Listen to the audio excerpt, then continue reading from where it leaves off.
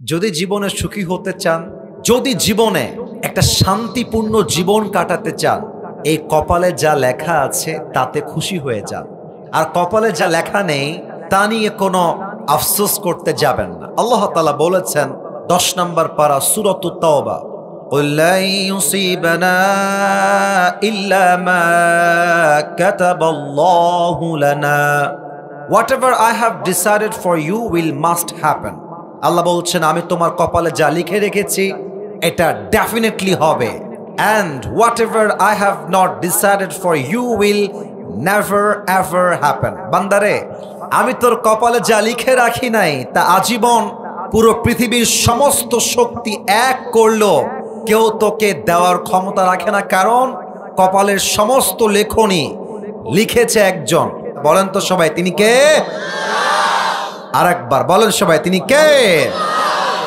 আল্লামা ইকবাল। আমি তার একজন ভক্ত, তার কবিতার ভক্ত। তার কবিতাগুলো পড়লে বুঝলে গায়ের পশমগুলো আমার দাঁড়িয়ে যায়, এত চমৎকার তার লেখনী। ভাষা হচ্ছে তার উর্দু, কিন্তু লেখার গাঁথনি এত মারাত্মক চমৎকার সুন্দর।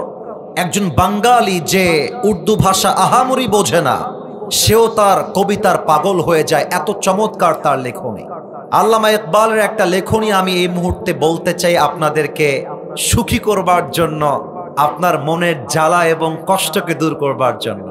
আল্লামা ইকবাল তার কবিতায় লিখেছেন, जो नसीब में है वो कभी छिन नहीं सकता और जो नहीं है वो कभी मिल नहीं सकता, जो चला गया उस पर सब्र आ जाएगा और जो आएगा जिंदगी में उस पर शुक्र आ जाएगा। रब की फैसले अकल से तोले नहीं जाते, ये दिल के यकीन से समझे जाते हैं मेरे दोस्त।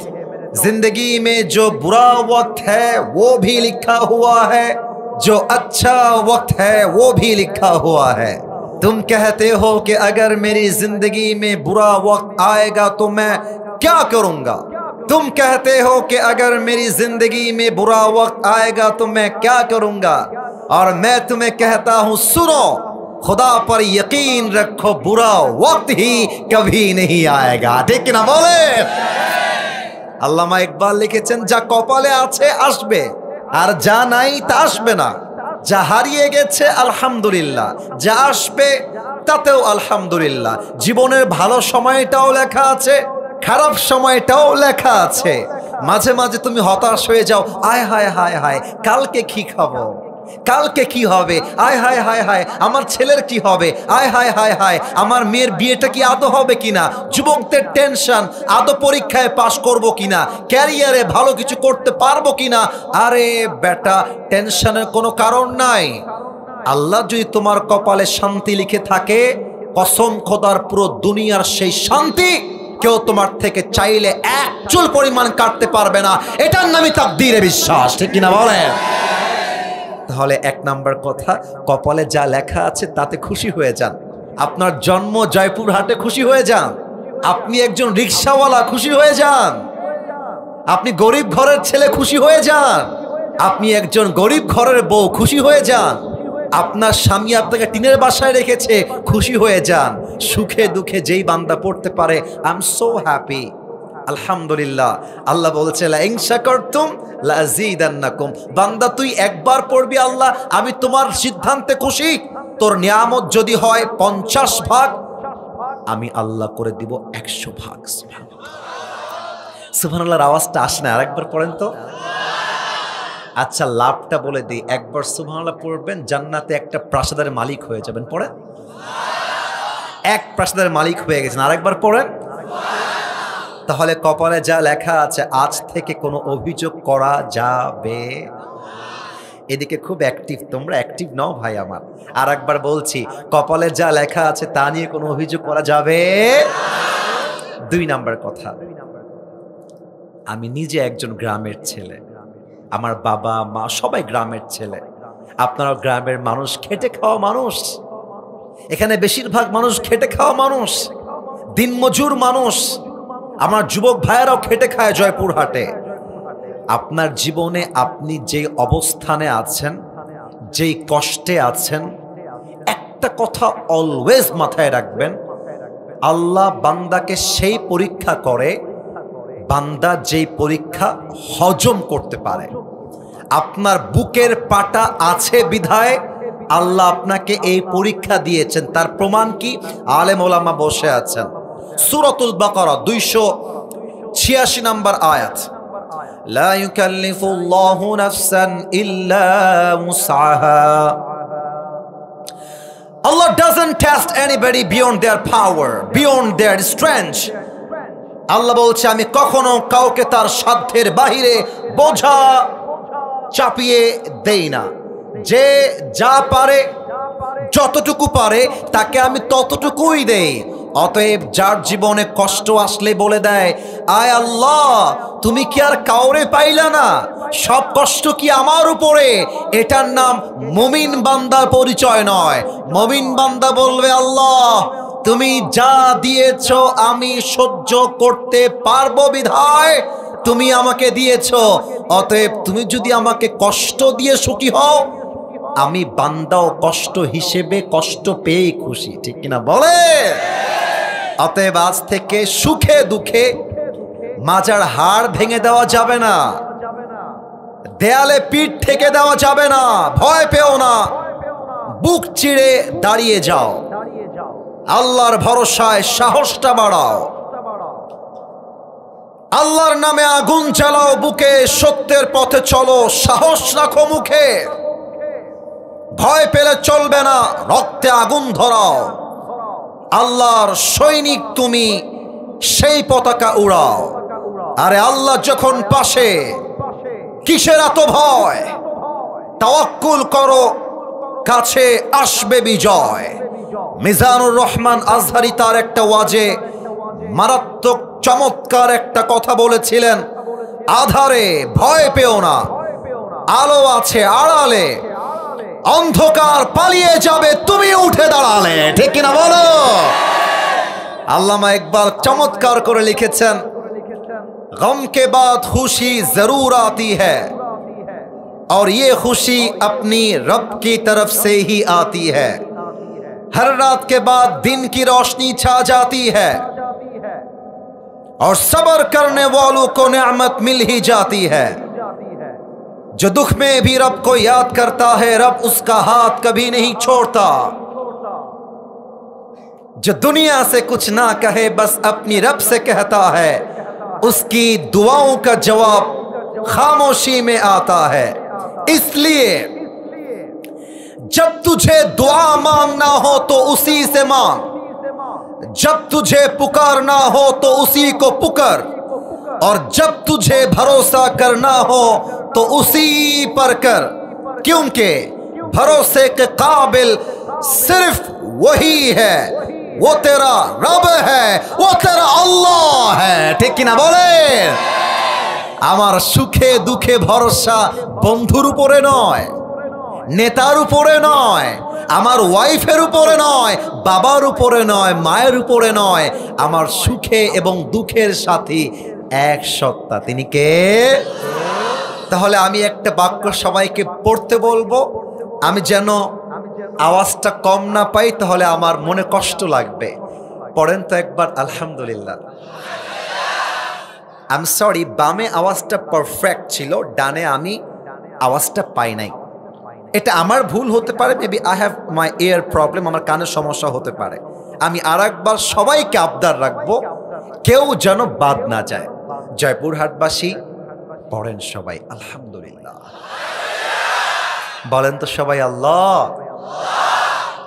আপনারা একটু বলে দিলে আমি তাফসিরে যাব। একবার বলেন না, আল্লাহ তুমি তোমার বান্দারে যা দিয়েছ, যতটুকু দিয়েছ, ও আল্লাহ আমি মন থেকে খুশি হয়ে পড়ছি আলহামদুলিল্লাহ। মনে থাকবে? মনে থাকবে কথাগুলো? আল্লাহর দেওয়া লেখনী যদি আপনি মেনে নিতে পারেন, আপনার জীবনে কষ্ট দুঃখ বলতে কিছুই থাকবে না। আসুন আমরা মূল তাফসিরে ফিরে যাই। বউ আছে কার কার? একটু হাত তোলেন তো। বউ আছে? আপনাদের বউ আছে? আচ্ছা আচ্ছা, বউ আছে, হাত নামা। এবার কপাল পোড়া, সিঙ্গেল, গরিব, তারা একটু হাত তোলো, সিঙ্গেলরা হাত তোলো। আচ্ছা আচ্ছা, তোমাদের বউ নাই? আচ্ছা হাত নামাও, আমি দোয়া করে দেই। আল্লাহ যাদের বউ নাই সবাইকে তুমি দিনদার নেককার বউ দিয়ে দাও। পড়েন সবাই আমিন। যারা আমিন বলে নাই তারা কেউ বউ পাবে না। আচ্ছা আরেকবার বলেন সবাই আমিন। আমার মনে হয় যুবকদের চরিত্র ঠিক করবে আইফোন নয়, R15 নয়। যুবকের চরিত্র রক্ষা করতে পারে একমাত্র বিয়ে, একমাত্র তার বউ। যুবক ভাইরা, আমার ওয়াজে একটা কথা আমি মজা করে মাঝে মাঝে বলি যে শীতকালে যার বউ নাই তার জীবনে কিছুই নাই। যুবক ভাইরা বলো, আমার মনে হয় যুবকদের শীতকালে কম্বল লাগবে না, ল্যাপ লাগবে না, ঘরে ঘরে যুবকদের দিনদার বউ দরকার। আল্লাহ তুমি যুবকদেরকে বউ দিয়ে দাও। আমিন কয় না, বউ পাবে না। আরেকবার বলো। আচ্ছা আমরা 3টে তাকবীর দিব। প্রথম তাকবীর দিবেন বিবাহিত ভাইরা। আজ কিন্তু বিবাহিতরাও আছে, সিঙ্গেলরাও আছে। একটা রেশারেশি ভাব, কম্পিটিশন হবে। দেখা যাক কাদের গায়ের জোর বেশি, বউওয়ালারাই বেশি শক্তিশালী নাকি সিঙ্গেলরা। বিবাহিত ভাইরা একটা কাশি দেন। মুরব্বীরা কাশি মারতেছে। দেখা যাক জিতে আসলে কারা। এই বামে কোনো আওয়াজ নাই, আওয়াজ করলে বউ পাবা না, খবরদার আওয়াজ চাই না। বিবাহিত ভাইরা আমি বলবো লিল্লাহি তাকবীর, হ্যাঁ আপনারা বলবেন আল্লাহু আকবার। দেখা যাক আপনারা আমি অধমের থেকে নাম্বার কত পান আমি দেখব। বিবাহিত ভাইরা রেডি হয়ে যান। আমি বলবো লিল্লাহি তাকবীর, আপনি আওয়াজ দিয়ে বলবেন আল্লাহু আকবার। দেখা যাক আপনার গায়ের জোর কত। বিবাহিত ভাইরা লিল্লাহি তাকবীর। 65 এর বেশি দেওয়া যাবে না। এবার সিঙ্গেলদের পালা। সিঙ্গেলরা একটু কাশি মেরে দাও। আমি জানি না আব্বা জান কারা পাস করবে, দেখা যাক আমরা চেক করি কারা পাস করছে। সিঙ্গেলদের পালা। আমি বলবো লিল্লাহি তাকবীর, তোমরা বলবো আল্লাহু আকবার। সিঙ্গেলরা রেডি হও। সিঙ্গেল ভাইরা লিল্লাহি তাকবীর। বিবাহিত ভাইরা আমাকে মাফ করে দিবে, একটুর জন্য আমার বিবাহিত ভাইরা হেরে গেছে। আজকে আমার যুবক ভাইরা বলতে গেলে 80 নাম্বার বেশি পেয়ে পাস করেছে, ঠিক কিনা বলে? আর কোনো ভাগাভাগি নেই। শেষ তাকবীর দিয়ে আমরা মূল আলোচ্য বিষয়ে ফিরে যাব। এমন জোরে দিবেন তাকবীর আমি স্টেজ ভেঙে নিচে পড়ে যাব। দেখা যাক আপনাদের গায়ে জোর আছে কিনা। সবাই মিলে, কোনো ভাগাভাগি নাই কিন্তু এবার সবাই মিলে, everyone at the same time. সবাই একটু কাশি দেন গলা ঠিক করার জন্য। আব্বা যান আপনি তাজা হয়ে যান। আমার তো বিশ্বাস নওগাঁ জয়পুরহাটের 60 বছরের মুরব্বীর গায়ে যে শক্তি, ও 25 বছরের যুবককে হার মানায় দিবে, ঠিক কিনা বলো? দেখা যাক আপনাদের গায়ের জোর কত বেশি। লিল্লাহি তাকবীর। আল কোরআনের আলো, আল হাদিসের আলো। কোরআন হাদিস যেখানে, আলেম ওলামা যেখানে, জয়পুরহাটবাসী যেখানে, হেলকুন্ডাবাসী যেখানে, কলিজা আমার ঠান্ডা হয়ে গেছে। আল্লাহ যেন এই স্লোগানকে কবুল করে। পড়েন সবাই আমিন। আগে আলোচনার বিষয়টা বলে নেই, তারপরে আলোচনায় যাব। আমি বলবো প্রথমবার, সেকেন্ড টাইম আপনাদেরকে বলতে হবে। আজ আলোচনার বিষয় হচ্ছে মৃত্যু এবং মৃত্যুর জন্য প্রস্তুতি। দেখা যাক জয়পুরহাটবাসী আমাকে উত্তর করতে পারে কিনা। রেডি হয়ে যান। মৃত্যু এবং মৃত্যুর জন্য প্রস্তুতি। আমি কিন্তু উত্তর পেয়েছি 10 ভাগ, 90 ভাগ বাকি আছে। আবারও বলছি, আজ আলোচনার বিষয় হচ্ছে মৃত্যু এবং মৃত্যুর জন্য প্রস্তুতি। আপনারা জাস্ট প্রস্তুতি বলবেন, আমি এতেই হ্যাপি হয়ে যাব। আমার আহামরি কোনো চাওয়া পাওয়া নেই। আজ তাফসীরের বিষয় হচ্ছে মৃত্যু এবং মৃত্যুর জন্য। Right answer. এবার আসুন আমরা আলোচনা কোরআন থেকে শুরু করি। আগে একটা প্রশ্ন করি, মরতে যে হবে বিশ্বাস আছে? এত আসতে বললে তো ইমানের প্রশ্ন ভাই আমার, মরতে যে হবে ইমান কি আছে? বিশ্বাস কি আছে? কোরআনুল কারীমের সূরাত আলে ইমরানের 185 নম্বর আয়াত আল্লাহ তাআলা কি বলছেন খেয়াল করেন। আল্লাহ বলছেন, বান্দা শোনো, কুল্লু নাফসিন যায়িকাতুল মাউত, everyone has to take the test of death. প্রতিটা মানুষকেই মৃত্যুর স্বাদকে গ্রহণ করতে হবে, চাই সে মানুষ হোক কিংবা যে কোনো প্রাণী হোক। এবার একটা প্রশ্ন করছি, উত্তর দেওয়ার সময় ঠাস করে উত্তর দিবেন না, বুঝে বুঝে উত্তর দিবেন। মনে করেন যে আমি জয়পুরহাটের একজন নির্বাচিত এমপি, এক্সাম্পল, উদাহরণ দিচ্ছি। আমার ব্যাংকে প্রায় 300 কোটি টাকা আছে, আমার নিজের টাকা। জয়পুরহাটে, নওগাঁয় আমার কয়েকশো বিঘা জমি। আমাকে পুলিশ প্রোটোকল দেয়, র্যাব প্রোটোকল দেয়, আর্মি প্রোটোকল দেয়। আমি যদি বলি আমার ক্ষমতা দিয়ে, টাকা দিয়ে মৃত্যুর থেকে আমি পালিয়ে যাব, মালাকুল মউত থেকে আমি পালিয়ে যাব, পালিয়ে যাওয়া কি যায়? সূরাতুল জুমআ 28 নম্বর পারা, সূরাতুল জুমআর 8 নম্বর আয়াত আল্লাহ তাআলা বলছেন, ও নবী, قل إن الموت الذي تفرون منه فإنه ملاقيكم. Oh my prophet, tell your ummah, they want to escape from the death, but they will never ever able to be escape from the death. আল্লাহ বলছেন, নবী হে বলে দেন আপনার উম্মতদেরকে, তারা কি মৃত্যু থেকে পালাতে চায়? অসম্ভব। সূরাতুন নিসা আরেকটা আয়াত, 78 নম্বর আয়াত, আইনামা তাকুনু ইউদরিকুমুল মাউত ওয়ালাউ কুনতুম ফি বুরুজিম মুশাইয়াদা। মৃত্যু তোমাকে পাকড়াও করবে, যদিও বা তুমি সুদৃঢ় সুরঙ্গ খুঁড়ে পালিয়ে যাও, তবুও তোমাকে মালাকুল মউত দিয়ে পাকড়াও করবে একজন। বলেন সবাই, তিনি কে? ডানে তোমরা কয়েকজন কথা বলছো, ইটস রিয়েলি ক্রিয়েটিং ডিস্টারবেন্স। না না না, আমি বলছি আব্বাজান ভাইরা, আমি বলছি না, ওরা যুবক, ওদেরকে ভালোবাসা দিয়ে বোঝাতে হবে। তোমরা যারা দাঁড়িয়ে আছো দাঁড়ায় থাকো, I don't have any objection, আমার কোনো বাধা নেই। তোমরা যেভাবে ওয়াজ শুনতে মনে চায় শোনো, কিন্তু গল্পের কোনো আওয়াজ যেন আমার কানে না আসে। This is the last warning for you. এখানে মুরব্বীরা চাতক পাখির মতো বসে আছে, যুবকরা পাগলের মতো চোখ দিয়ে তাকায় আছে ওয়াজ শোনার জন্য। কারোর জন্য ডিস্টার্ব তৈরি হবে, এটা আমরা চুল পরিমাণ বরদাস্ত করতে পারবো না, ঠিক কিনা বলেন? আসুন আপনাদেরকে একটা অনুভূতির জগতে নিয়ে যাই মৃত্যুর ওয়াজ করতে গেলে। ভাই আমার, চায়ের দোকানে 1 ঘন্টা সময় নষ্ট হয়ে যায়, আপনি পরোয়া করতে চান না। ফেসবুকে রিলস দেখতে দেখতে ভোর থেকে রাত হয়ে যায়, যুবকের কোনো পরোয়া হয় না। কিন্তু ওয়াজ মাহফিলে 1 ঘন্টা বসে ওয়াজ শুনবে, অনেকের মাজায় ব্যথা শুরু হয়ে যায়, গায়ের মধ্যে জ্বালা পড়া শুরু হয়ে যায়। এটা বুঝতে হবে, আপনি দুনিয়াকে বেশি ভালোবেসেছেন, আপনি ইসলামকে বেশি ভালোবাসতে পারেন নাই। যদি কেউ আজকের মাহফিল থেকে উঠে যায়, তার কপালটা সত্যি অনেক পোড়া।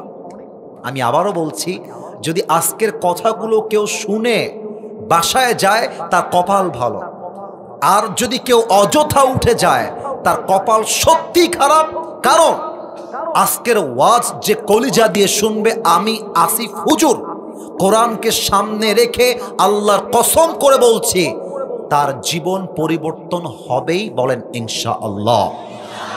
না, আওয়াজটা আর একটু জোরে চাই, ইনশাআল্লাহ।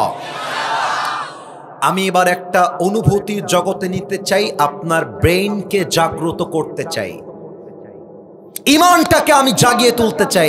সবাই 5টা সেকেন্ডের জন্য চোখটা বন্ধ করবেন, আমিও করব। সবাই বন্ধ করেন, আমি 1 থেকে 5 গোনার পরে চোখটা খুলবেন।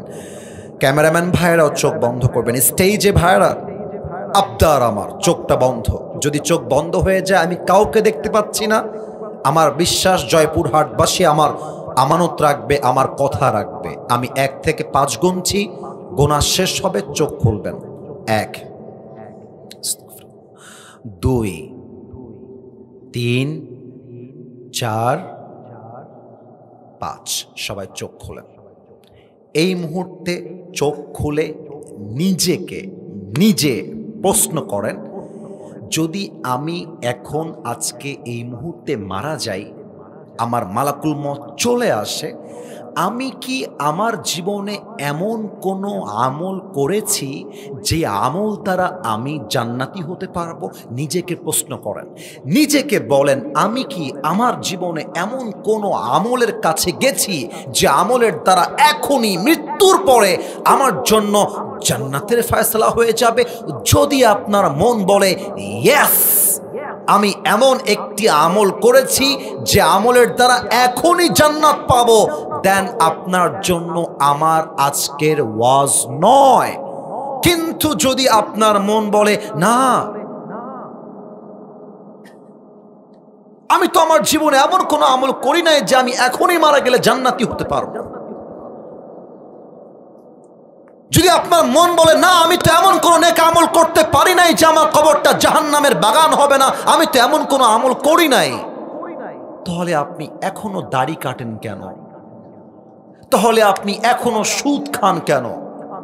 তাহলে আপনি এখনো চায়ের দোকানে বসে বসে বিড়ি টানেন কেন? তাহলে আপনি এখনো চায়ের দোকানে বসে বসে সিনেমা দেখেন কেন? এই যুবক ভাইরা, বলো তো তোমরা আমাকে, তুমি যে এখন মরবা না, যুবক বলে মরবা না, এমন কোন গ্যারান্টি কি তোমার কাছে আছে? তাহলে তুমি পর্নোগ্রাফি দেখো কেন? হারাম প্রেম করো কেন? কিসের ওয়েট করছো তুমি? কার অপেক্ষা?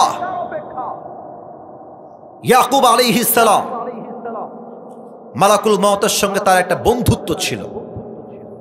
এটা আমি শুনেছিলাম পাকিস্তানের একজন টপ ফেমাস স্কলার, নাম হচ্ছে মাওলানা তারিক জামিল। অসাধারণ কথা তা।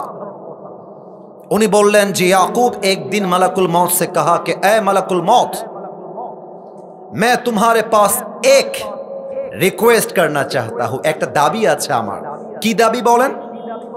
আমার দাবি হলো তুমি যখন রূহ কবজ করতে যাও, কাউকে খবর না দিয়ে চলে যাও। কিন্তু আমার দাবি হলো যখন তুমি আমার রূহ কবজ করতে আসবা, তার আগে একটা কাসেত বার্তাবাহক পাঠায় দিবা, যে আমাকে ডাক দিয়ে বলবে, হে ইয়াকুব, তোমার মৃত্যুর সময় হয়ে গিয়েছে, মৃত্যুর জন্য প্রস্তুত হয়ে যাও।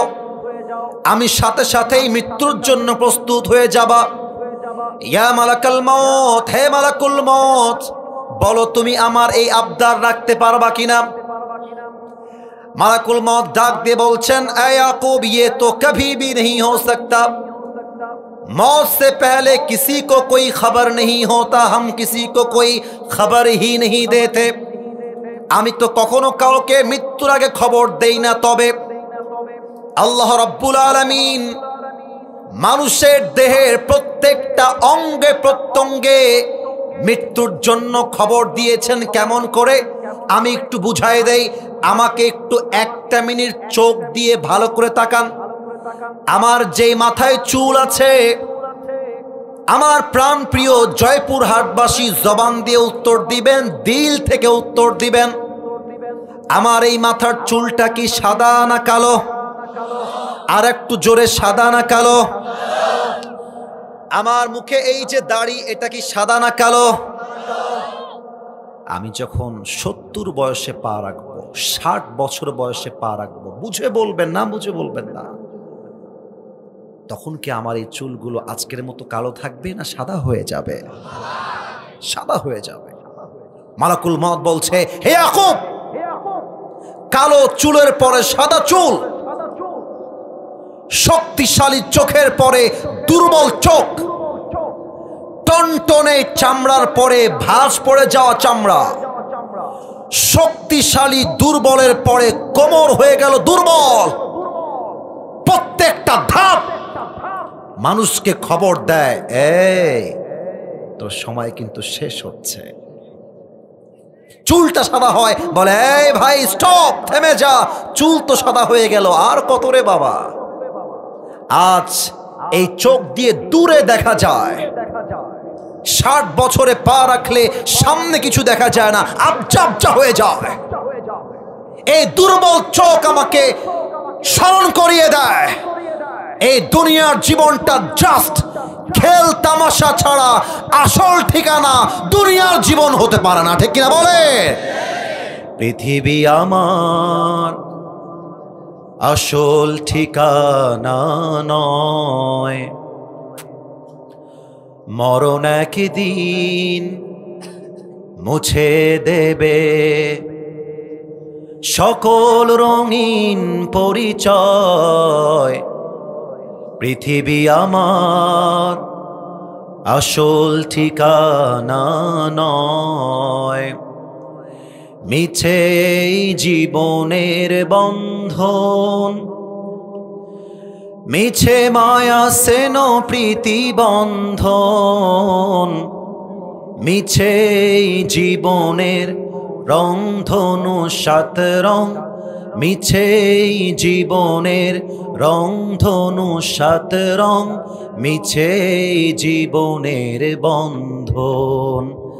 পৃথিবী আমার আসল ঠিকানা নয়, মরণ একদিন মুছে দেবে সকল রঙিন পরিচয়। পৃথিবী আমার আসল ঠিকানা নয়, ঠিক কিনা বলে?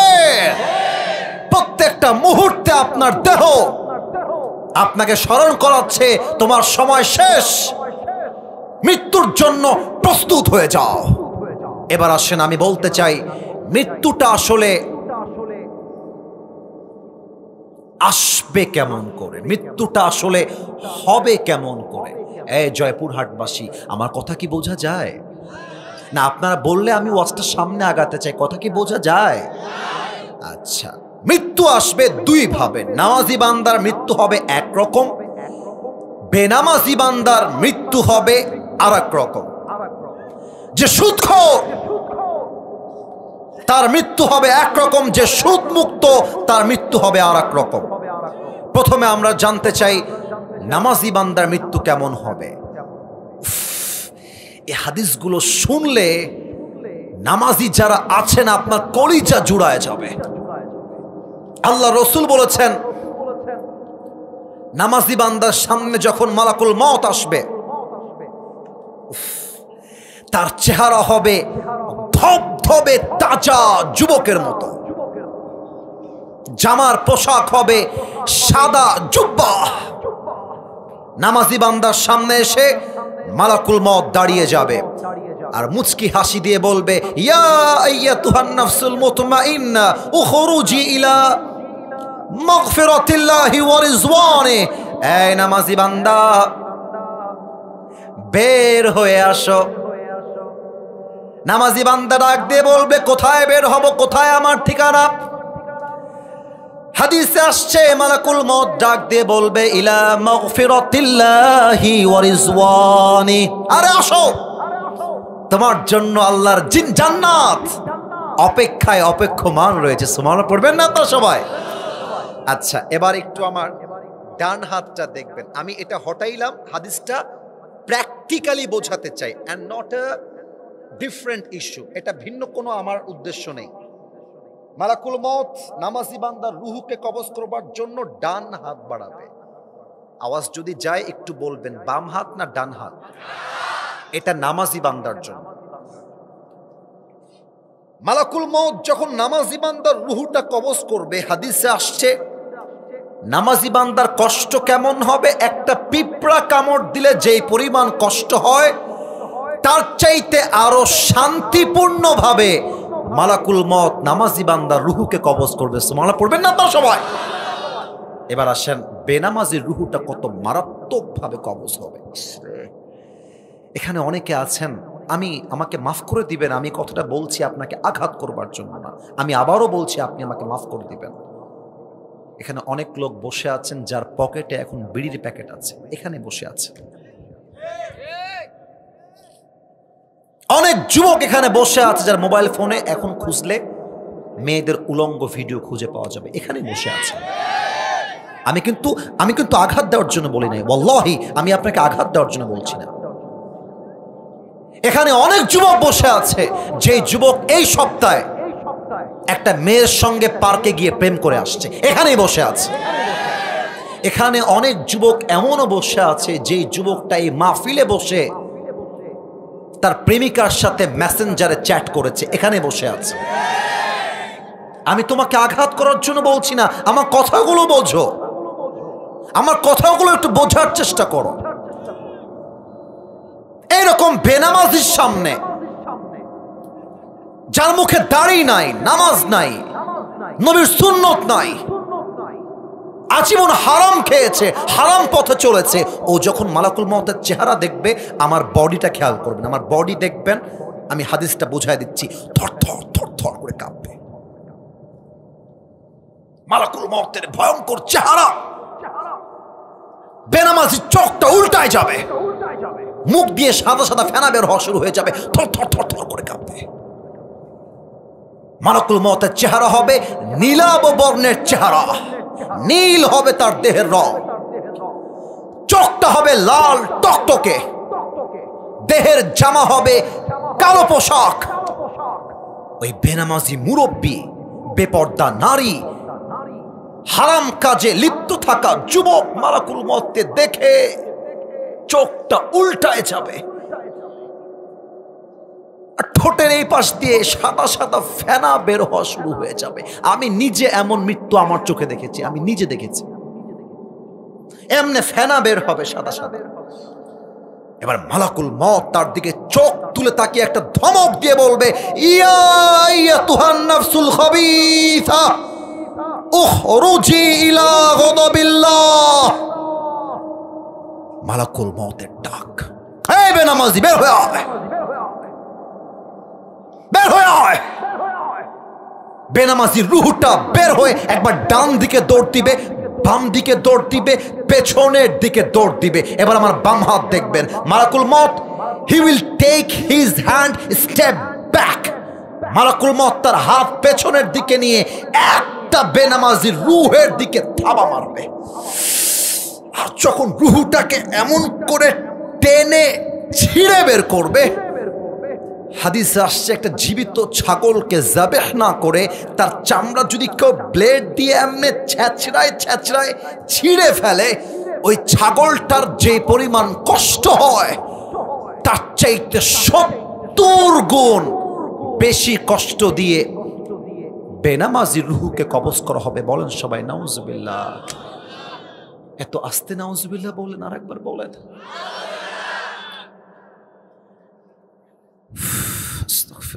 আল্লাহ, আমি তোমার কাছে দোয়া করছি, আল্লাহ তুমি আমাকে সহ আমাদের সবাইকে এই মৃত্যুর আযাব থেকে বাঁচায় দিও। পড়েন সবাই আমিন। আহা, আমার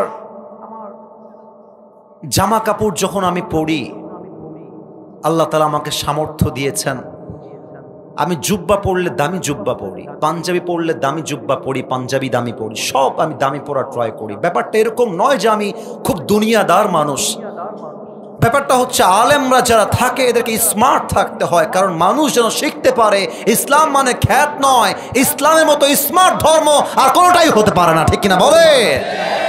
কিন্তু আমি ভাবি, ইসরে এই যে দামি জুব্বাটা পরে আছি, টুপিটা দামি পাকিস্তানি টুপি, এত ব্র্যান্ডের ওয়াচ ঘড়ি পরে আছি, ব্র্যান্ডের রিং পরে আছি, মরার সাথে সাথে জামাগুলো ব্লেড দিয়ে ছিঁড়ে ছিঁড়ে কেটে ফেলা হবে। এত চাকচিক্য পোশাক খুলে এটা সাদা কাফনের কাপড়ে প্যাকেট করে দেওয়া হবে। আজকে যে মেয়েগুলো রাস্তাঘাটে নেচে বেড়ায়, টিকটকে নেচে বেড়ায়, একটা লাইক পাওয়ার জন্য, কমেন্ট পাওয়ার জন্য মেয়েরা প্রতিবন্ধীর মতো নেচে বেড়ায়, যুবক ভাইরা, ঠিক কিনা বলো? এই মেয়েটা মৃত্যুর সাথে সাথে তার দেহের জামা খুলে জাস্ট 5 পার্টের একটা সাদা কাফনের কাপড়ে প্যাকেট করা হবে। এই জীবনটা চাকচিক্যের জীবন নয়, এই জীবন হচ্ছে সেই জীবন যেই জীবনটা হবে একমাত্র আমার কবরের জন্য, একমাত্র আমার আল্লাহর জন্য, একমাত্র আমার নবীর জন্য। ঠিক কিনা বলে? রূপেরই গৌরবে সাজিয়াছ সাজ। আমি কি বলবো নাকি বলবো না? না, আপনারা মনে হয় রাগটা করেছেন, থাক না। আমার কথা কি কোনো ভুলভাল আমি বলেছি প্রিয় ভাইয়েরা আমার? আচ্ছা, আমি একটু প্রশ্ন করে গানটা গাইতে চাই। আপনারা যেই মাটিতে বসে আছেন, এই মাটির নিচেই কিন্তু আপনার দাফন হবে। যে মাটির নিচে পা দিয়ে হাঁটেন আর বলেন আমি হলাম এই এলাকার এমপি, আমি হলাম এই এলাকার চেয়ারম্যান, আমার দাপট কে দেখে? আমার দাপটে কারা বেপরোয়া ভাব করে ওর চোখ তুলে ফেলবো, হাত ভেঙে ফেলবো। এই এমপিকেও মৃত্যুর পরে 3.5 হাত মাটির মধ্যে দাফন করে দেওয়া হবে। ঠিক কিনা বলেন? একদিন মাটির ভেতরে হবে ঘর রে মন আমার, কেন বাঁধো দালান ঘর। একটু গাইবেন না আমার সাথে?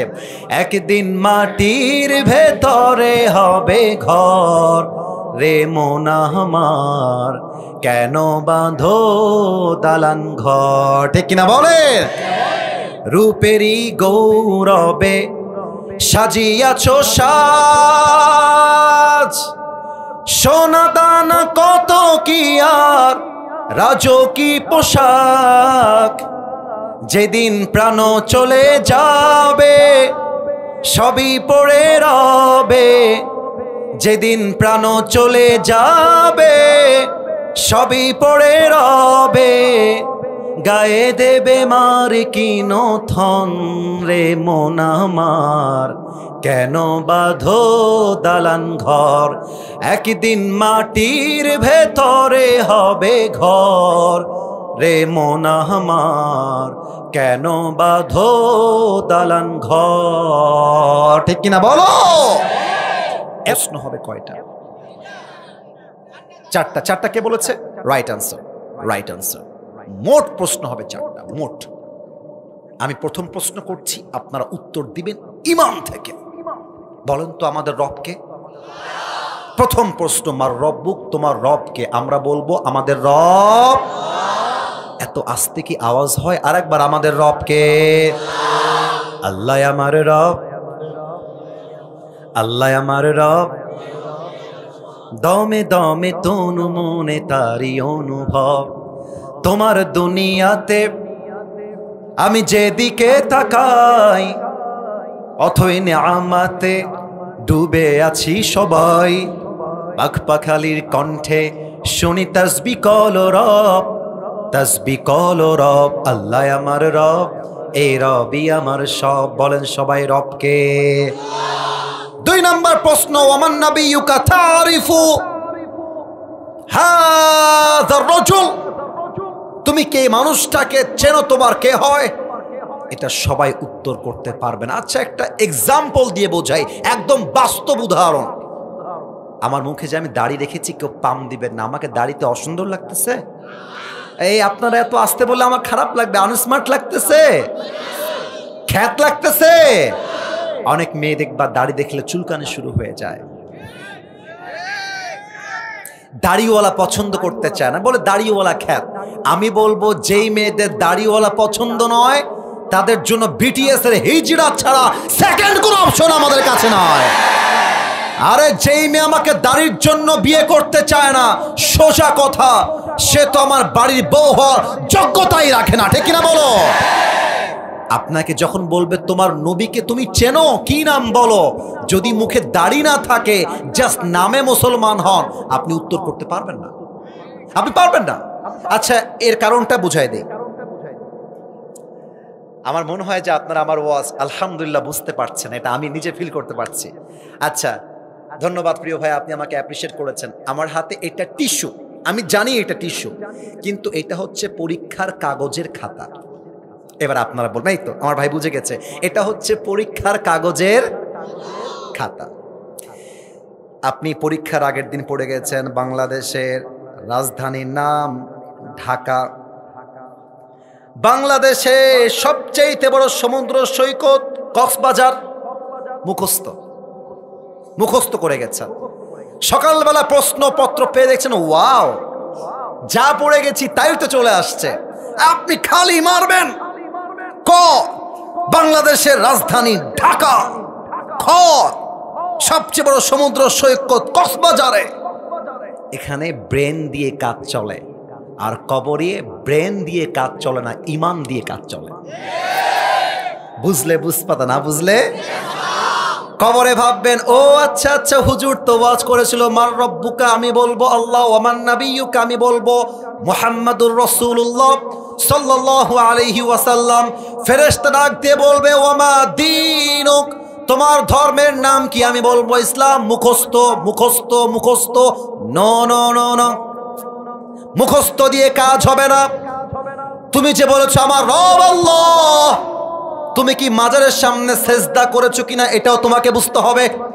তুমি যে বলছো আমার নবী একমাত্র মুহাম্মাদুর রাসূলুল্লাহ, তুমি কি নবীর সুন্নতের দাড়ি রেখেছো কিনা তোমাকে বুঝতে হবে। তুমি যে বলছো আমার ধর্মের নাম ইসলাম, আর তুমি মিয়া ইসলাম ধর্মের অনুসারী হয়ে বলছো কোরআনে আমরা পার্লামেন্টে কোরআন দেখতে চাই না, সংসদে আমরা কোরআন দেখতে চাই না। আরে ইসলাম বাদ দাও, ইসলামকে রাখো মাদ্রাসায়, ইসলামকে রাখো মসজিদে। তুমি বলছো এই হুজুর কোরআন নিয়ে ওয়াজ করেন, কবরের ওয়াজ করেন, পার্লামেন্ট গণতান্ত্রিক নিয়মে চলবে, ব্রিটিশ আইন দিয়ে চলবে। আরে হুজুর, কোরআনে তো রাজনীতি নেই, ইসলামে তো রাজনীতি নেই। বেটা, তুমি যদি মুসলমান হয়ে বলো ইসলামে রাজনীতি নেই, কোরআনে রাজনীতি নেই, তুমি নামে মুসলমান, তুমি কাঁচা মুসলমান হতে পারো না, ঠিক কিনা বলো? ইসলাম is not incomplete religion, it's a complete religion, it's a complete code of life. ইসলাম মানে হচ্ছে পূর্ণাঙ্গ জীবন ব্যবস্থা। তার দলিল কি? ওয়ানাজ্জালনা আলাইকাল কিতাবা তিবয়ানাল লিকুল্লি শাই। O my prophet, I have sent this Quran to you which is explaining everything in this world. নবী হে, এমন একটা কিতাব দিয়েছি যার যা লাগবে, পার্লামেন্টে কি লাগবে, সংসদে কি লাগবে, গণভবনে কি লাগবে, নির্বাচনে কি লাগবে, নেতার কি লাগবে, মানুষের কি লাগবে, জনগণের কি লাগবে, রাষ্ট্রের কি লাগবে, এই কোরআনের প্রত্যেকটা কথা পাই টু পাই বলে দিয়েছে একজন, তিনি কে? ইসলাম যে কমপ্লিট প্রমাণ কি? আল ইয়াউমা আকমালতু লাকুম দীনাকুম ওয়া আতমামতু আলাইকুম নি'মাতি ওয়া রাদিতু লাকুমুল ইসলাম দীনা। হে রাসূল, আমি আজকে ইসলাম ধর্মকে আপনার জন্য স্বয়ং সম্পূর্ণ করে আপনার হাতে, সুবহানাল্লাহ, আসতে বলবেন না, আমি আগে বলে নেই, হে রাসূল, আমি আপনার আল্লাহ ইসলাম ধর্মকে আপনার হাতে সম্পূর্ণরূপে হাদিয়া দিয়ে দিলাম। এত আস্তে সুবহানাল্লাহ বলেন সবাই, সুবহানাল্লাহ। তাহলে কবরের প্রশ্ন ব্রেন দিয়ে নয়, হবে ইমান দিয়ে। তিনটা প্রশ্ন শেষ। এবার হচ্ছে 4 নাম্বার প্রশ্ন। অনেকে জানেন, অনেকে জানেন না, আমি বলে দিচ্ছি। ফেরেশতা বলবে, আরে ব্যাপার কি, এ তো কোনো প্রশ্ন আটকায় না, ব্যাপার স্যাপার কি, নকল করলো নাকি রে বাবা? এই ওমা ইলমুক, what is the source of your knowledge?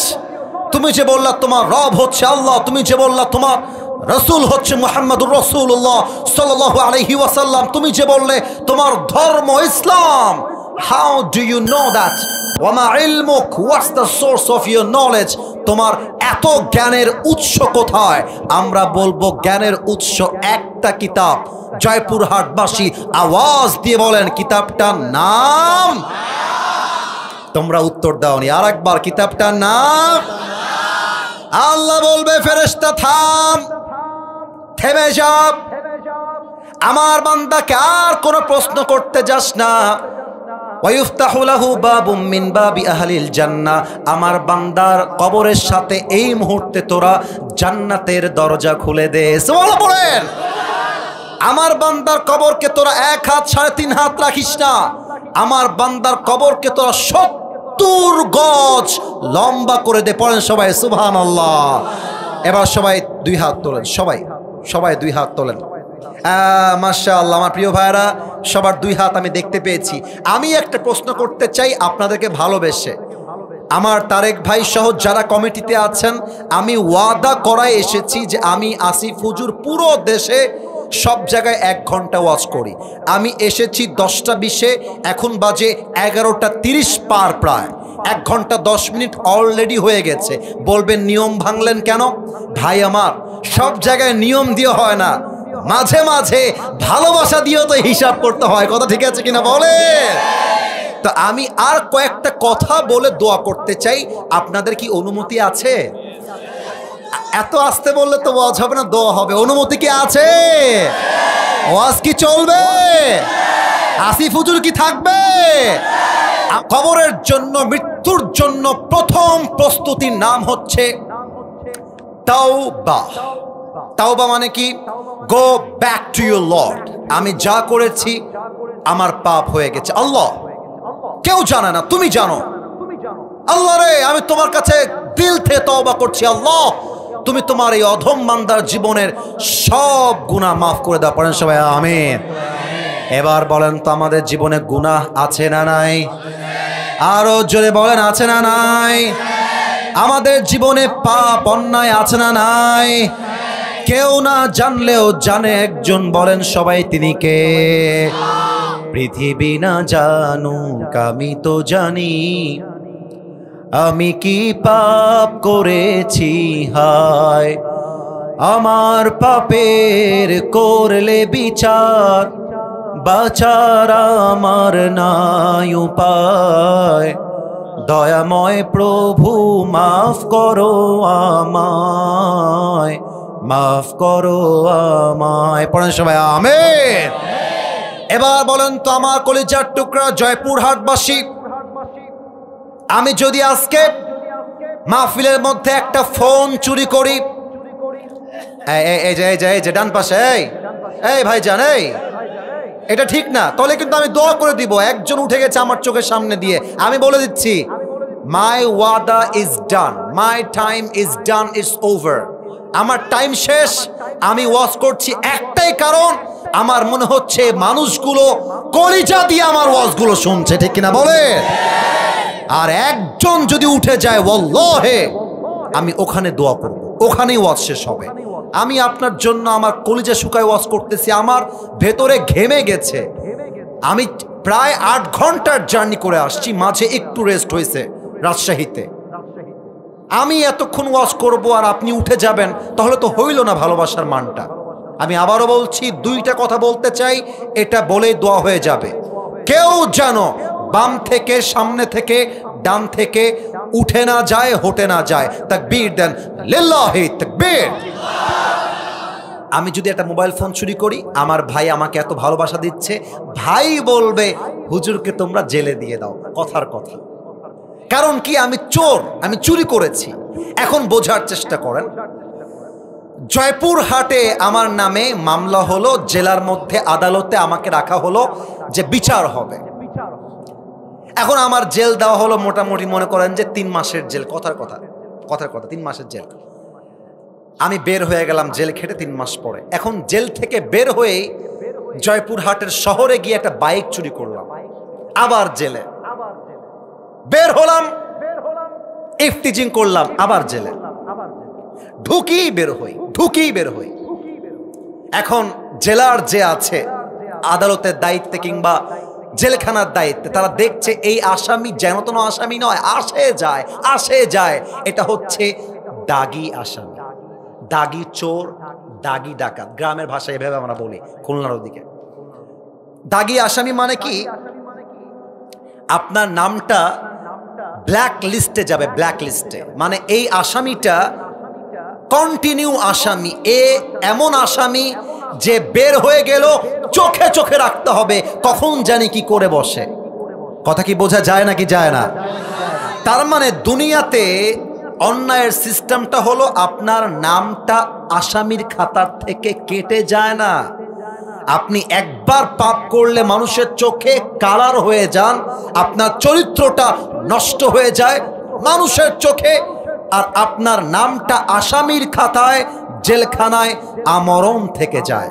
আল্লাহ বলছে বান্দা এবার আমার নিয়মটা শোন, তুই হাজার অন্যায় করবি আর একবার বলবি আল্লাহ আস্তাগফিরুল্লাহ। আমি আল্লাহ শুধু মাফ করে দিব তা নয়, আমি আল্লাহ তোকে মাফও করে দিব, আসামির খাতার থেকে তোর নামটা মুছে দিয়ে তোকে আমি নিষ্পাপ বান্দা হিসেবে কবুল করে নিব। এত আস্তে সুবহানাল্লাহ পড়লে তো আমার মনটা ভরবে না। আরেকবার পড়েন। প্রমাণ কি আত্তাইবু মিনা যামবি কামান লা যামবা লাহ, যে গুনাহ থেকে তওবা করে সে যেন এমন হয়ে যায় যেন সে কখনো গুনাহটা করে নাই। সুবহানাল্লাহ পড়বেন না আপনারা? কিফিল এক যুবকের নাম, বনি ইসরাইলের এক যুবকের নাম কিফিল। এই যুবকটা প্রত্যেক দিন জেনা করত, নারী নিয়ে এসে ভাড়া করে এসে জেনা করত, প্রত্যেক দিন নতুন নতুন মেয়ের সাথে জেনা করত। একদিন ওই যুবকটা একজন মেয়েকে নিয়ে আসছে, সুন্দরী, অনেক সুন্দরী। তো কিফিল যখন জেনা করার জন্য ঘরে ঢুকেছে, কিফিল দেখছে মেয়েটা খাটের উপরে বসে বসে দুই চোখের পানি ছেড়ে কান্না করছে। কিফিলের মনে একটা আঘাত লেগেছে।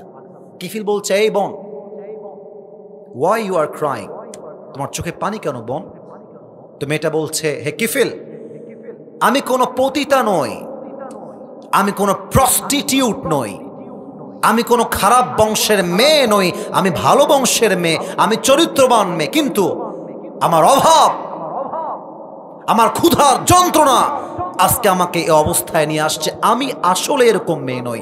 এই কথা বলে মেয়েটা চিৎকার করে চোখের পানি ছেড়ে কিফিলের সামনে কান্না শুরু করে দিয়েছে। কিফিলের মনে হেদায়েতের নূর জ্বলে উঠেছে। কিফিল বলছে, এই বোন, টেনশন নাই, যাও, আমি তোমাকে টাচ পর্যন্ত করব না, তোমাকে আমি পবিত্র নিয়ে আসছি, আমি তোমাকে পবিত্র করেই ছেড়ে দিলাম। সুবহানাল্লাহ পড়বেন না আপনারা? মেয়েটা বের হয়ে গেছে, আর কিফিলে কলিজায় দাগ টেনে গেছে। ইসরে, আমি কত মেয়ের ইজ্জত নষ্ট করেছি, আমি কত মেয়ের সতীত্ব কেড়ে নিয়েছি, আমি কত মেয়ের সাথে আজ অব্দি জেনা করেছি। কিফিল সেই জায়গা থেকে মন থেকে আল্লাহকে বলছে, আল্লাহ, তোমার এই কিফিল, তোমার এই অধম বান্দা তোমার কাছে দিল থেকে তওবা করছে, আল্লাহ তুমি যদি আমার তওবা কবুল করো, তুমি আমাকে এই মুহূর্তে উঠিয়ে নাও। আবার বলছে, আল্লাহ তুমি যদি আমার তওবা কবুল করো, আমি আর থাকতে চাই না, তুমি আমাকে এখনই দুনিয়ার থেকে উঠায় নাও। আল্লাহ কিফিলের তওবা এমন ভাবে কবুল করেছে, আল্লাহ কিফিলের বাড়ির সামনের গেইটে গায়েবী ভাবে লিখে দিয়েছেন। এটা ইসরায়েলি বর্ণনা, ইসরায়েলের বর্ণনা বলা জায়েজ, এটা খারাপ কিছু না। ওখানে আল্লাহ লিখে দিয়েছেন, কিফিলের জন্য আমি আল্লাহ সব গুনাহ মাফ করে দিয়েছি। সুবহানাল্লাহ পড়বেন না আপনারা সবাই মিলে? এলাকার লোক যখন ওই পাশ দিয়ে যাচ্ছে, তখন দেখছে আরবিতে লেখা আছে, গুফিরুয যুনুব লিল কিফিল, কিফিলের সব গুনাহ মাফ। মানুষগুলো অবাক হয়ে গেছে, গেটে ঢুকেছে, দেখছে কিফিলের লাশটা পড়ে আছে, আর কিফিলের মুখে একটা মুচকি হাসি লেগে আছে। এই জয়পুরহাটবাসী, একটা যুবক যে আজীবন জেনা করেছে, জাস্ট একবার দিল থেকে তওবা করার জন্য আল্লাহ মাফ করে দিয়েছে, ওই আল্লাহ এখনো আছে না নাই? ওই আল্লাহ আপনার আমার তওবা কবুল করতে পারে কি পারে না? তাহলে একটু ওয়াদা করি আল্লাহর কাছে, বলেন সবাই আল্লাহ। আর একটু জোরে ডাক দেন না আল্লাহকে, আল্লাহ। এই হাতটা বুকে রাখেন, সবাই রাখেন, বুকে রাখেন। এবার আল্লাহ। আবার কবে ডাকতে পারবেন, আবার কবে কি করবেন, নামাজ আদৌ পড়বেন কিনা আমি জানি না, তবে আজকে একটা চান্স পেয়েছি আল্লাহকে পাওয়ার, আজকে একটা চান্স পেয়েছি তওবা করার। হতে পারে যাওয়ার সময় আমার মৃত্যু হয়ে যেতে পারে। আমরা আল্লাহকে আর একবার ডাক দিই, আল্লাহ তোমার শাহী দরবারে দিল থেকে তওবা করছি, ও আল্লাহ তুমি আমার জীবনের সব গুনাহ। এবার যে বাক্যটা বলতে বলবো, দিল থেকে আল্লাহকে বলবেন, আল্লাহ মাফ করে দাও, আরেকবার মাফ করে দাও। বলেন সবাই আমিন। হাত নামান। শেষ কথা বলেই আমরা দোয়া করে দিব। 2 নাম্বার কথা হচ্ছে, মৃত্যুর প্রস্তুতি তখন নিতে পারবেন যখন আপনার মনে আল্লাহর ভয় বা তাকওয়া থাকবে। তাওবা সে করতে পারে, আমি আবারও বলছি, লাস্ট শেষ ভালো যার, সব ভালো তার। তাওবা সে করতে পারে যার মনে তাকওয়া আছে। আমি জেনা করলাম কিন্তু এটাকে আমি হারামি মনে করলাম না, আমি তওবা করব কেমন করে? আমি পর্নোগ্রাফি দেখলাম, উলঙ্গ ভিডিও দেখলাম, এটাকে আমি হারাম মনেই করলাম না, আমি তওবা করব কেমন করে? আমি দাড়ি কাটছি, কবিরা গুনাহ, প্রত্যেকটা সেকেন্ডে সেকেন্ডে 60টা কবিরা গুনাহ, আমি গুনাহ মনেই করলাম না, আমি তওবা করব কেমন করে? তো গুনাহের অনুভূতি তখন জাগবে যখন বান্দার হৃদয়ে তাকওয়া থাকবে। তাকওয়া মানে কি? তাকওয়ার একদম সার সংক্ষেপ বলে দিয়ে যাই, আজীবন মাথায় রাখবেন। তাকওয়া মানে কেউ দেখে না, কেউ শোনে না, দেখে একজন, তিনি কে? একটু জোরে বললে ভালো হতো। কে দেখে?